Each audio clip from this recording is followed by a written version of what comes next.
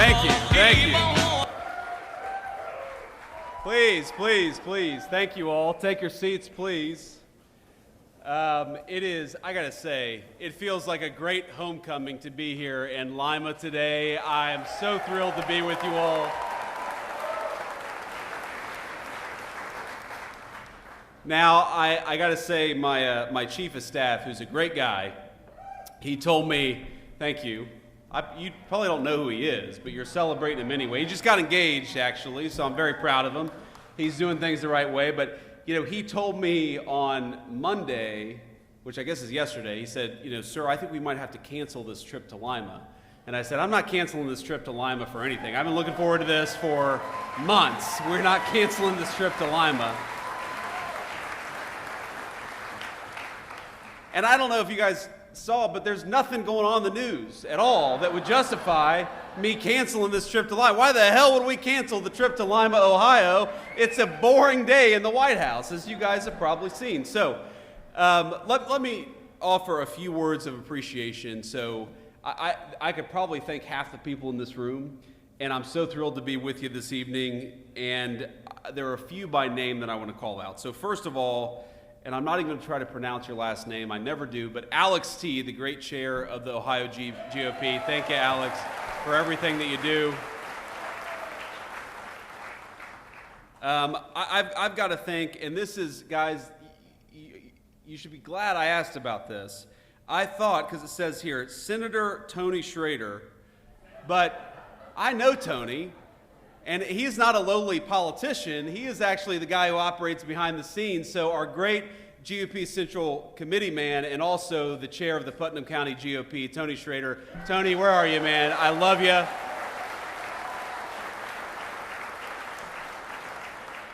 Hey, Tony's been so good to me from the very beginning, and I'm going to tell a little story here. That's what I'm going to do. You guys are going to be stuck here for 45 minutes me telling stories. I'm just in such a good mood. Unfortunately, we've got these cameras back there, so I got to be a little bit careful. If I say something really stupid, somebody's got to stand up here and stop me before I embarrass myself in front of national TV here. But Tony Schrader was, when I decided to run for office the very first time, it was the Senate race back in Ohio in 2022. And so this is sort of early 2021 when I'm going around and giving speeches. I haven't even declared my candidacy yet, and Tony Schrader was actually backing somebody else in the primary. Now, Tony was backing a person who is a very dear friend of mine, Jane Timken, who's, I don't know if Jane is here, but Jane, hey Jane, how are you? But that was a hard-fought primary, a bunch of really good candidates, and eventually, of course, I won that primary and won the race, but Tony worked harder for me maybe than anybody in all of Northwestern Ohio. I mean, he knocked on so many doors. You remember, Tony, we would have events with volunteers where we would knock on more doors than I thought humanly possible, and it was all because Putnam County GOP is an incredible organization led by an incredible guy. So thank you, Tony, for everything that you do.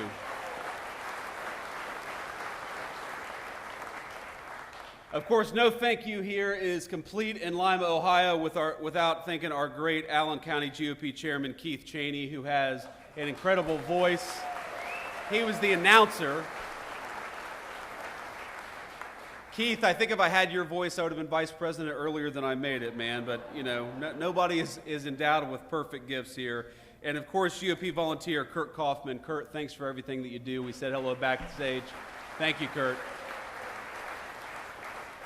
All right, so I got my thank yous, at least by name, at least until I noticed somebody else's face in the crowd here. But people always ask me what it's like to be Vice President of the United States, and I'll tell you a couple stories that illustrate that. So first of all, I didn't know that the president would make me his vice presidential running mate until literally the morning of the GOP convention. And if you walk back in time, you remember what happened. So the Saturday before the GOP convention, the president, I actually flew down to Florida to meet with the president, and we talked. It was the first time I had ever talked with him explicitly about becoming his running mate. And he said, I'm not sure what I'm going to do, but it's probably going to be you, so go have fun the next couple of days. How do you have fun the next couple of days when that's what the president tells you? And of course, so that evening, he flew up to Pennsylvania to do a rally in Pennsylvania, and that was the famous moment where he turned his head and missed, I think, what would have been one of the great tragedies in American history, not just a tragedy for him personally. And I really do believe, I'm a person of faith, I imagine most of you are too, I believe the hand of God prevented America from experiencing great national tragedy in that moment.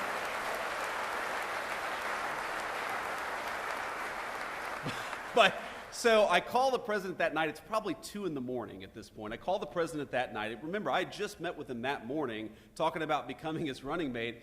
And I'm like, sir, how you doing? And he's like, I'm fine. He'd just been shot in the ear. I'm fine. You know, nearly lost his life, but totally fine. He goes, how's it playing out there?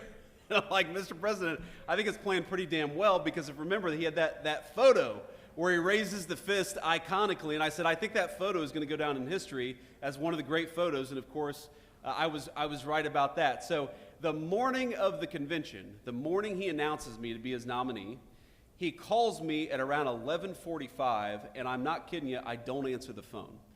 And I don't know what had happened. We had just landed in Milwaukee. We've got 3 little kids. You know, it was a hot day. We were trying to get through all the security to get to our hotel room. I don't know what happened. So I call him back 15 minutes later, and he answers the phone, and he says, JD, you just missed a very important phone call. I said, yes, Mr. President. And he said, I'm going to have to select somebody else now. And of course, you know, my heart stops, and I think he's actually going to do it. But then he asked me to be his running mate. He actually talks to my son, and you know, the rest is history, right? The rest is history. So that's the first story. The second story that I'll tell you is we've probably been in the Oval Office for all of 10 days. And I'm sitting there, and we have a phone call with a foreign leader. I won't mention who. And it's a tough phone call. There are some tough issues that we have to work through with this foreign leader. And he asked me to come sit behind him at the Resolute desk so that if I need to say anything, I can just speak directly into the speakerphone. And it's early in the administration, so there's not a whole lot in the Oval Office yet. And there's this sort of wooden box with a red button sitting on the Resolute desk. And I think to myself, that's probably not a button that you want to press, right? So we're talking to this foreign leader, and the president looks over at me, puts the foreign leader on mute, and says, this is not going very well, and he presses the red button. and my eyes get really big, and I'm like, Mr. President, you know, what just happened? And he looks at me and he goes, nuclear. Nuclear. And 2 minutes later, a guy walks in with a Diet Coke, and he looks back at me and he says, it wasn't nuclear, it's just the Diet Coke button. And that's... So that's the kind of guy, my fellow Republicans, that we have as the President of the United States, a guy who can do a good job, but keep a sense of humor.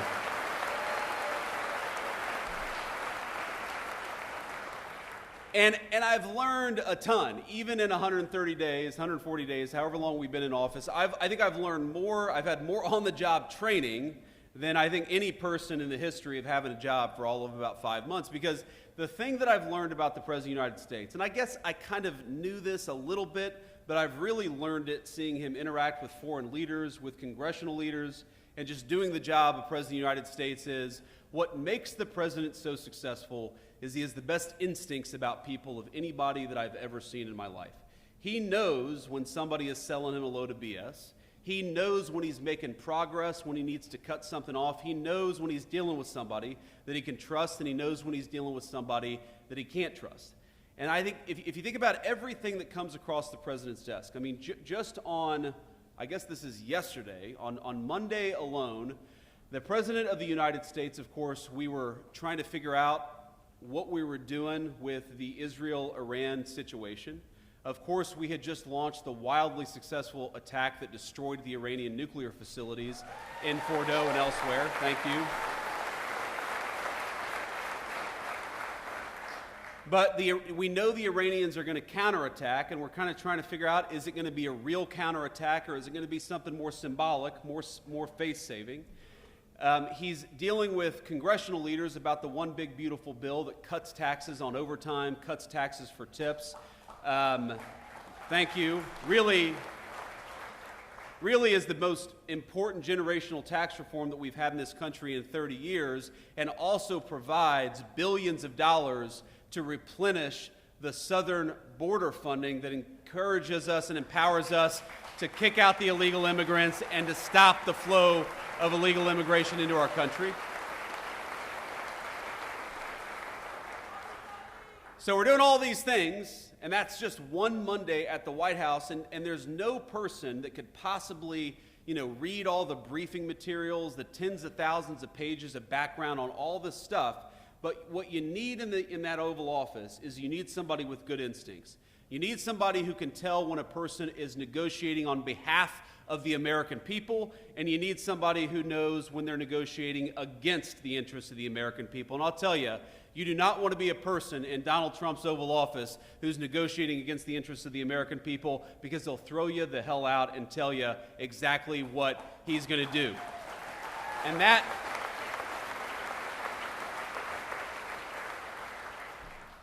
that is what I think makes him an effective president. It's what makes him an effective leader for the American people. And I will say, I'm obviously extremely biased, but 130 days into this term, we have got a lot to brag on from the Trump administration and what we're doing in Washington, D.C. Let me run just through a few of the ways in which the Trump administration has been wildly successful. And let me start with the thing that is, of course, in the news. And what the president said going back 10 years, if you look at the campaign in 2015 and 2016, and he said it consistently through his second term, is that he does not want Iran to have a nuclear weapon. It's very simple. It destabilizes the entire region. It gives this terrible regime leverage over the United States of America. As the president often jokes with me, everybody in Iran calls the Iranian leader the supreme leader. That's a pretty amazing title if you think about it. But he looked at me in the Situation Room a few days ago and he said, Mr. Vice President, you don't have to call him the supreme leader, but you would if the guy had a nuclear weapon. Because the leverage that nuclear weapons give you to destabilize the world, to destroy our economic interests, to destroy our national security interests, you don't want the worst people in the world to have a nuclear weapon. So what did the president do? For 60 days, he negotiated aggressively to encourage that Iranian regime to give up those weapons peacefully. And by the way, he was more than willing to accept a peaceful settlement to that problem. But again, this comes back to instincts. When the president realized that there was not going to be a peaceful settlement to that problem, he sent B-2 bombers and dropped 12 30,000-pound bombs on the worst facility and destroyed that program.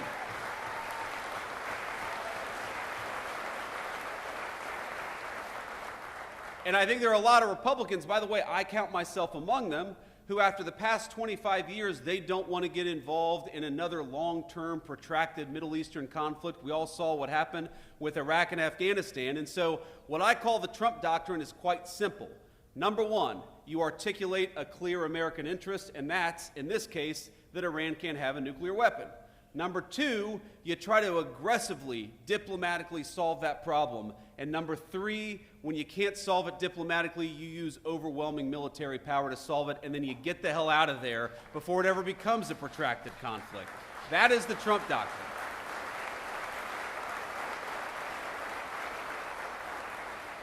And to the Americans who are worried about this becoming a protracted conflict, I think the president solved that very quickly. Not only did we destroy the Iranian nuclear program, we did it with 0 American casualties, and that's what happens when you've got strong American leadership.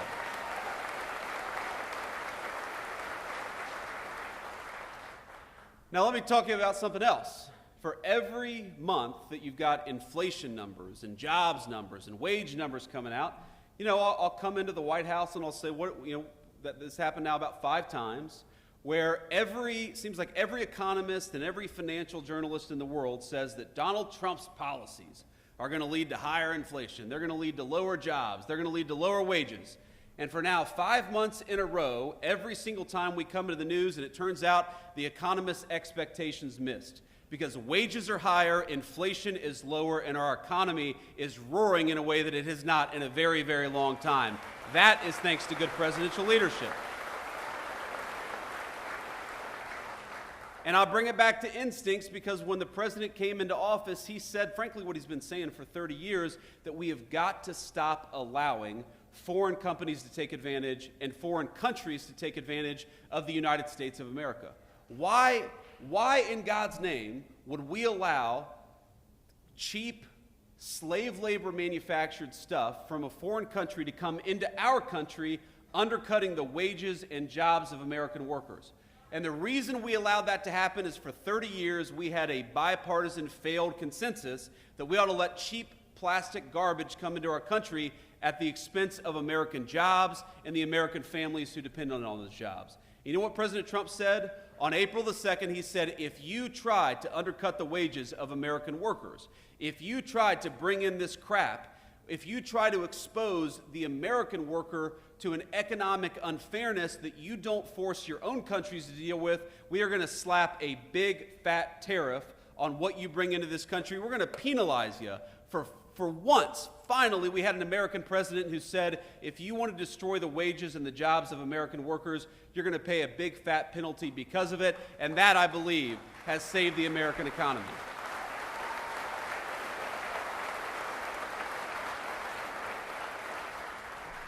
If you want to undercut American steel, you're going to have to pay a tariff. If you want to undercut American auto workers, you're going to have to pay a tariff.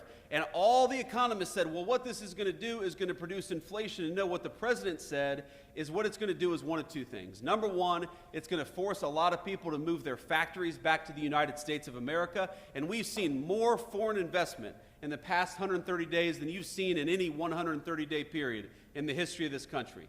Or, he said, what it's going to cause is these foreign countries are going to open up their markets to American manufactured goods. Because here's the crazy thing. You go to Germany, you go to Japan, you go to South Korea. Some of these countries, by the way, are very important allies of ours. But how many American-made automobiles do you see on the streets of these foreign countries? Very often, zero. But we allow all of these countries to come in and do business on our shores. Well, the deal is fair trade. If we're going to let you do business in the United States of America, you damn well let us do business in your country, because that's how we create prosperity for American workers.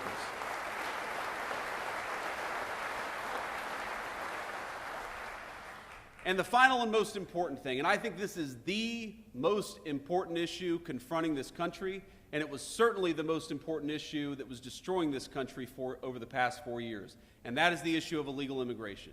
Now, if I had stood here in October of 2024 and you had told me that after 45 days of the Trump administration, we would have illegal border crossings down between 95 to 99%, I would have said, whoa, whoa, whoa.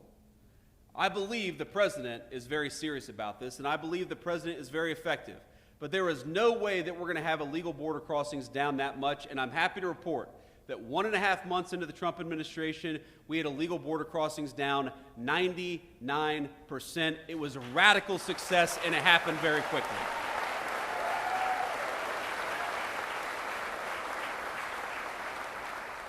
And I believe, ladies and gentlemen, that saved the United States of America, because we know exactly what the Democrats, not because we had to read their minds, but because Democrats would go out and say that what they wanted to do with those 25 million illegal aliens is give every single one of them the right to vote and turn them into permanent wards of the Democratic Party.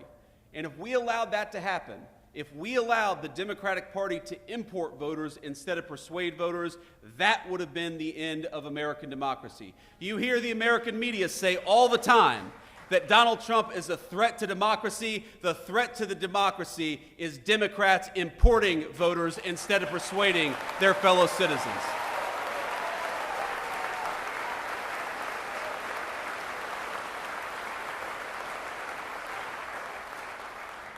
And now we have largely solved that problem. If you look, for the first time in 50 years, we now have net negative illegal immigration. That means we're deporting more people that are coming in through illegal immigration. That is the biggest testament to a change in presidential leadership. And I was in the Senate when the Democrats were trying to say that the thing that we had to do was pass this ridiculous, massive new set of laws and new set of amnesties to get control of the American southern border. And as the president said at the State of the Union just a couple of months ago, it turns out you didn't need a big new law to secure the border. You just needed a new president of the United States.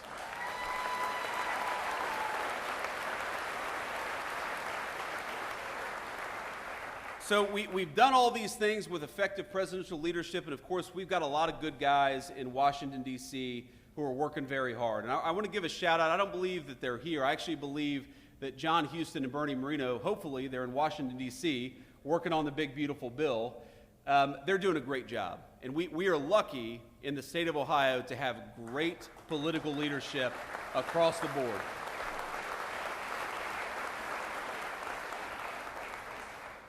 You know, Bernie, I remember talking to the president about Bernie Moreno's candidacy, and, you know, the president really, I mean, look, Sherrod was a tough candidate. Sherrod Brown was a tough candidate. He always did better than national Democrats, and the president himself was a little skeptical that anybody, and we had a lot of great candidates running in that race, the president was skeptical that anybody could beat Sherrod Brown. But I think what we showed him in the Ohio GOP is that while we had a reputation for a very long time as a purple state or even a blue state, thanks to the hard work of people, many of whom are in this room, I think Ohio is now solidly red, is going to stay red for a very long time.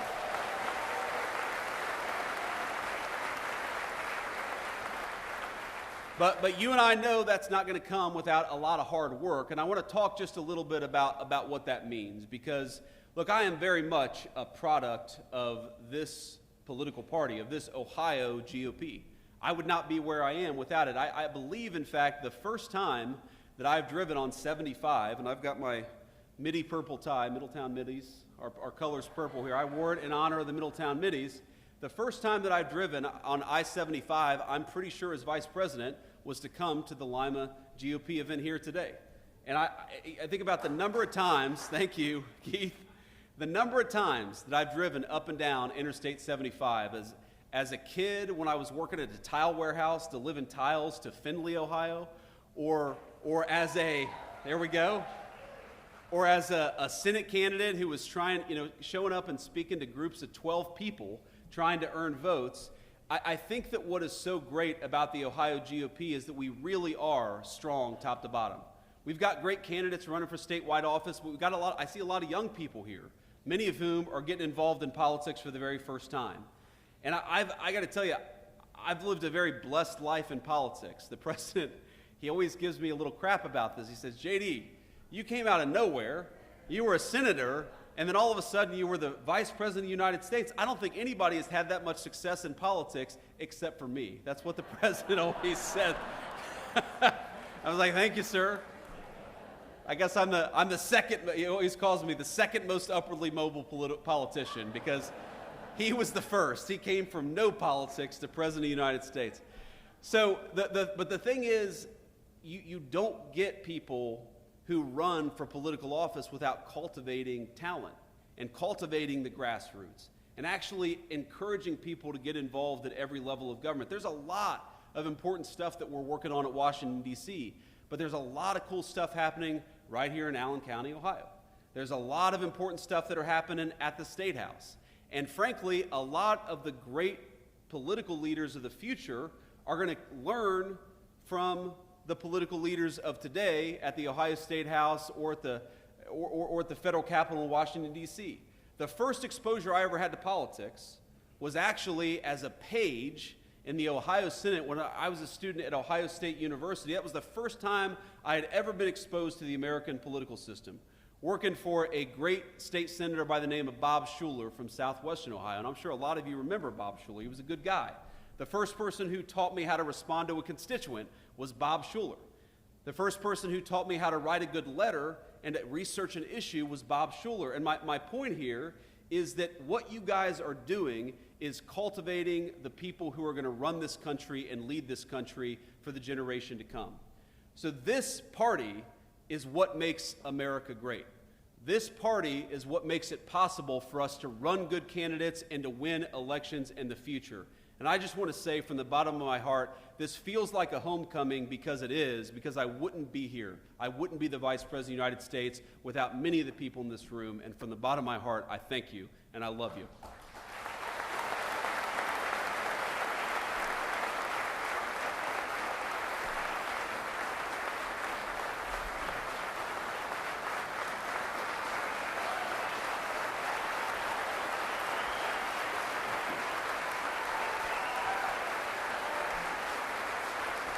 Well, thank you. I should quit while I'm ahead, honestly. I should just walk out the door now. I'm not going to do much better than that, I think. But that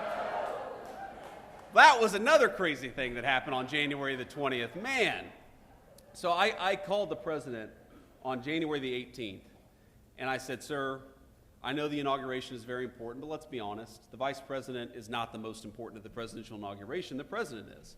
So would you be okay if I, put my hand on the Bible, took the oath of office, and then headed south to attend the national championship game as the vice president of the United States? Because that's a very important, skip all the inaugural balls.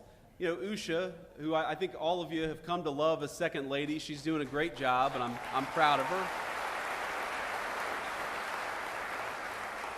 I don't know, honestly, how much Usha really wants to wear high heels for 9 hours on that day anyway, so just let us go to the national championship game. The president was like, no, JD, I can't do that. You got to be there.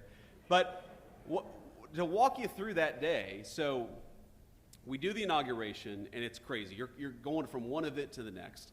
And I show up to the very first ball, which was the Commander-in-Chief's ball. And because I've got, you all, every single one of us here has been to a wedding on a Saturday during a very important Ohio State game. And we love the people who are getting married, but we're also like, why the hell did you have to have your wedding on an Ohio State game? And you've got the guy, who's sitting outside the bathroom on his phone or has got his iPad out. Every single one of us has been to a wedding like this. You all know what I'm talking about, okay? Well, I was that guy because every single one of my buddies was like, we're proud of you for becoming vice president, but could we get the hell out of here and watch this Ohio State game? So what we did is that we rented a conference room where they did the Commander-in-Chief's ball, and we actually, we had an open bar, we turned it into a big party, and we had the Ohio State game on. So I go in there, right, for like 20 minutes. It was the only 20 minutes that I kind of got to myself, and I, hung out with my buddies, and we watched Ohio State, and if you remember this game, Ohio State got a massive early lead over Notre Dame, right? The beginning of the game was very, very good. So I kind of started to relax a little bit. It's like, oh my God, I just got inaugurated vice president, and the Buckeyes are going to the national championship all on the same day. This is the best day of my life, right? It's not going to get much better than this. And then, we went to a couple balls, and then I think it was after the second ball, before the third ball, I was watching on the TV, and Notre Dame started to catch up a little bit. If you all watch this game, you remember Notre Dame started to catch up a little bit, and so I was like, you know what? I'm going to be late to the third ball, and I'm going to sit here and watch this game.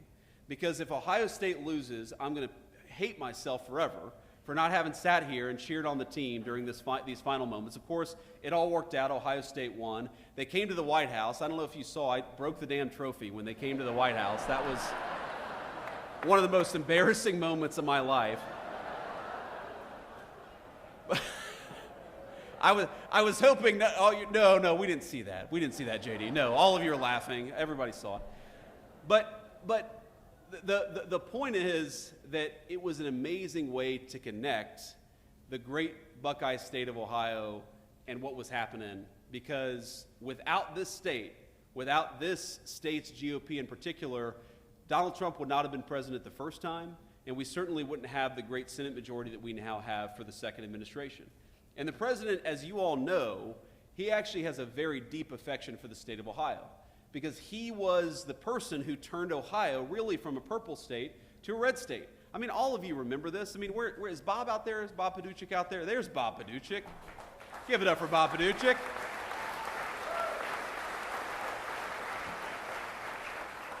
But, back in the day, there was this idea that, all the polls even, right, Bob? At least all the public polls were saying that the president was going to lose Ohio, and then he won Ohio by 8 points. And, of course, he won it by a much bigger margin the second and third time around.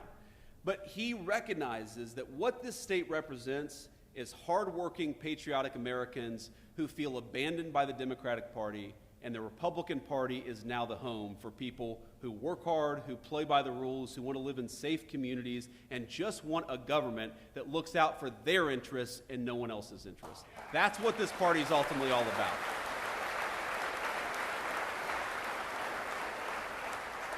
Because when I see that wage growth is the highest that it's been for working people in 60 years, working and middle-class people, the highest wage growth we've seen in this country for 60 years. When I see those inflation numbers keep on coming in below expectation month after month, those are statistics. And those are numbers that, of course, we celebrate. But what I remember is a woman I met on the campaign trail, and you all are going to hate me, but she was actually from Michigan. Don't hold it against her. She's very sweet woman, who told me that she was giving up some of the essentials because she was raising her grandkids, and I know a lot of you probably are involved in your grandkids' lives in a big way.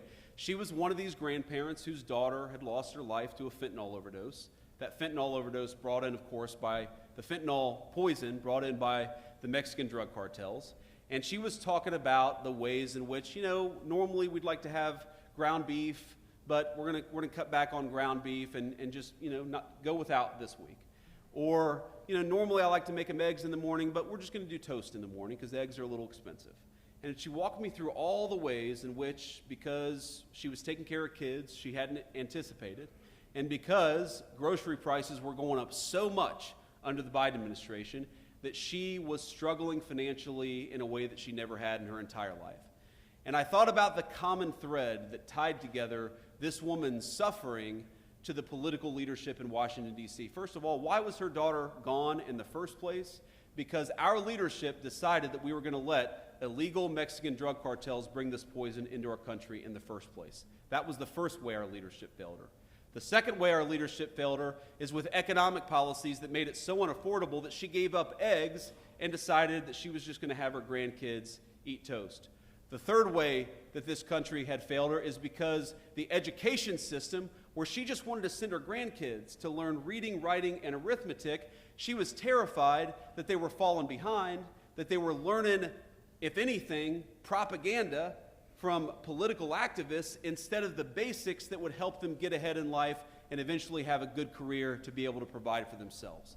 At every step of the way, the previous administration had failed this woman, and I could see it in her eyes, the American dream, this very idea that the next generation is going to be better than the generation that came before it. She was losing faith in that American dream. Now, I haven't talked to that woman since we were elected. I haven't talked to that woman since the campaign stop where I met her probably 7 or 8 months ago. But when I see that energy prices are lower, when I see that illegal immigration is down, when I see that fentanyl overdoses are down, when I see the president under his leadership, we're arresting Mexican drug cartel members at record numbers, what I see is an Ohio Republican Party and a national Republican Party that is fighting successfully for the American dream.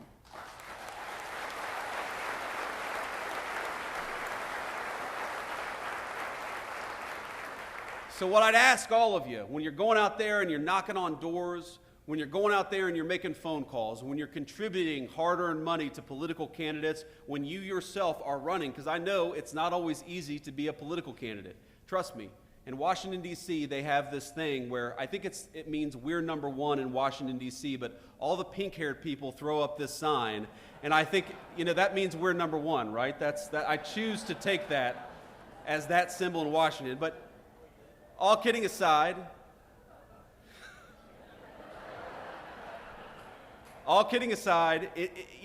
sometimes this job of politics is inspiring, and sometimes it's hard work.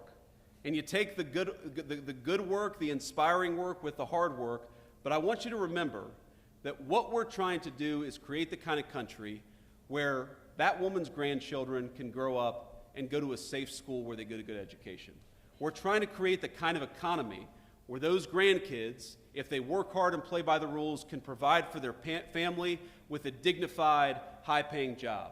We're trying to create the kind of country where that woman knows that her leadership cares more about her and her family than they do about Mexican drug cartels. We are trying to create the kind of country where the American dream is alive and well. We're off to a good start. Thank you for all you've done to help us. God bless you guys.